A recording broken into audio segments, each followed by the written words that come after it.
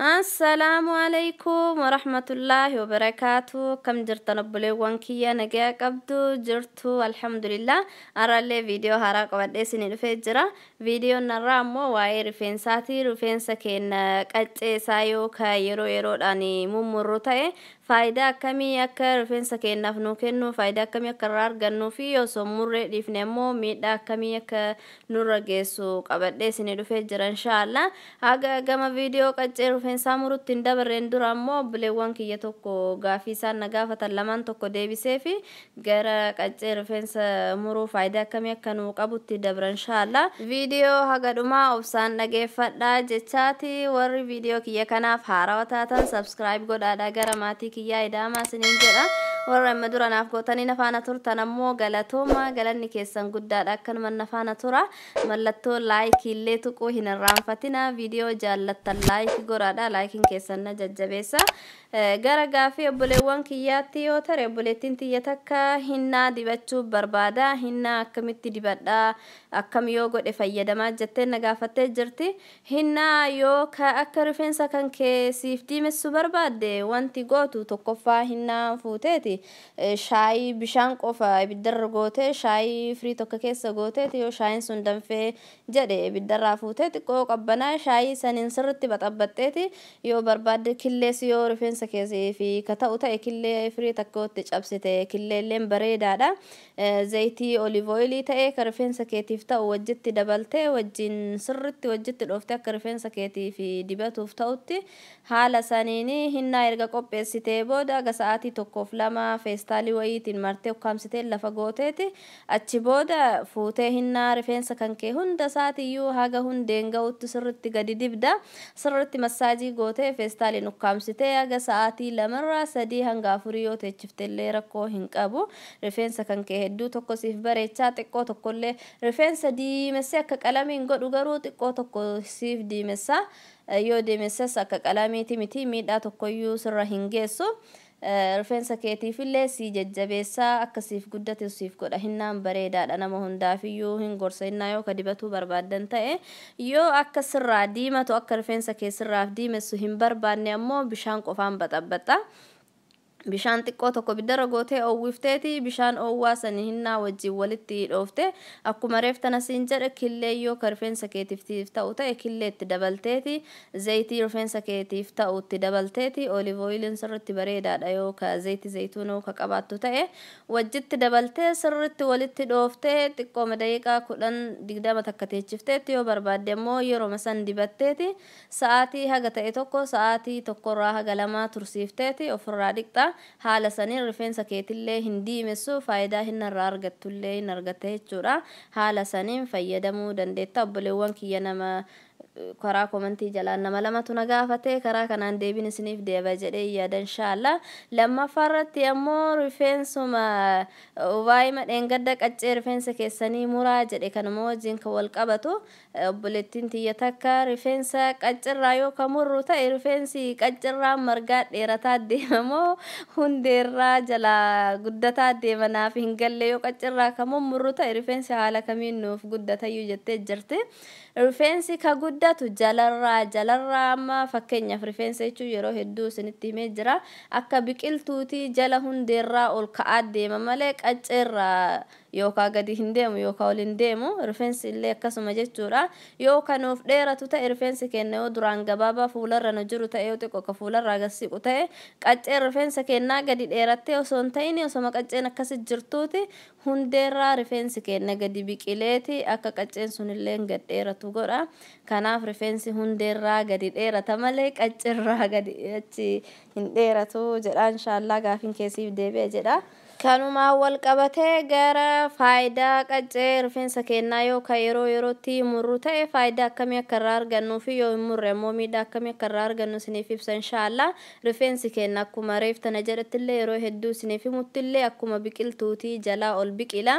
Kanaaf amma biqiltuun hundi akkas ta'uun beekanii yaadadhaa duraanii muka maangoo wayii isaa qabna yeroo isiin xiqqoo abbaan kiyya qaccee isirraa mura yeroo hundayyuu ani maaf murtan gabaabbataa jedhaan maangichi akka inni akkasiin qacceerraa muree jedhuun guddataa dhufee bakka maangoon itti dhaabbatu hunda bira tareeti guddaa akka odaa bal'atee daraareeti mana hunda dhaqqabe jechuudha.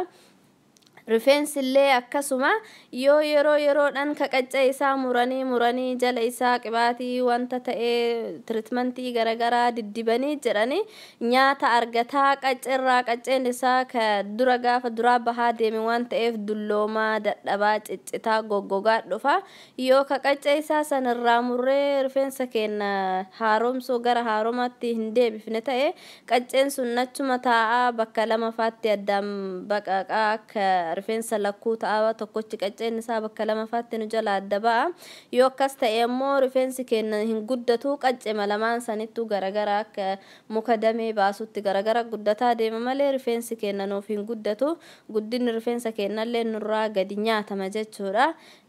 Kanaaf qaccee rifeensa keenyaa ji'a 2 ta'een 3 hin ta'een akka rifeensa keenya namni garii rifeensa ofii muruu hin jaallatu garuu rifeensa muruun fayyummaa gaarii qaba rifeensaa fi rifeensa keenya jala isaa waa diddibnee bareechinee moisturaayizii godhaa kunuunsaati akkasuma qaccee isaallee yerootti yoo murre bareedaadha.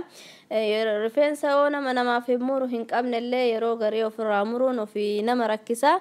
Rifeensa firee takkaan quxurxurii faa yoo ka ofirratti yashamuu yoo ka dhabuu beektan taate quxurxurii firee takkaan dhooftaniiti firee takkeessan akkasitti qaccee isaa yoo ka murtan yerootti aanuttiyyuu rifeensa san quxurxuriin sun fakkeenyaaf 7 faa yoo ka tokko faa sanirra ture jedha ofirraa hiiktanii rifeensi keessan akka waan yeroo duraa sanirraa gabaabbatee osoo hin taane akka waan dheeratetti bareedaa tokko nadhallee hin yaadadha obboleewwan kiyya duraan akkasitti quxurxurii irraa dhahee irraa mummuruu ture yeroo hiikanitti rifeensi isaanii bareedee laafee qaccee walitti hin qabatu sanirraan akka dheerina wayii dabalee fakkaata yeroo hunda hin jaallatan narraa muraanaan jedhanii maqasii fidanii rifeensa qaccee narraa muri jedhan hin yaadadha.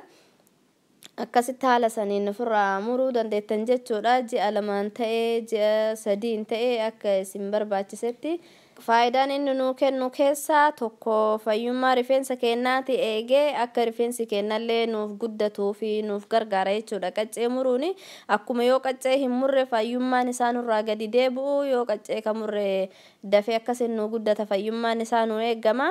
Ammas rifeensi keenya akka karaa salphaadhaan yoo nu qaccee isaa murree jennu akka yeroo fillutti karaa salphaadhaan nuuf filamu nuuf gargaara jechuudha. Yoo qacceen isaa kan walitti caccabee walitti qabatee goggogee jedhu yoo nu fillu nama dhukkubaa rifeensi keenyan harkifataa hin caccabaa hin bubuqaa yoo qacceen muramee jedhamoo karuma laafaadha yoo nu fillullee filaan keessa nuuf deema kan sababa saniif nurraallee guddaan hin bubuqa'u hin caccabu akka rifeensa keenya hin caccabneefillee nu gargaara jechuudha.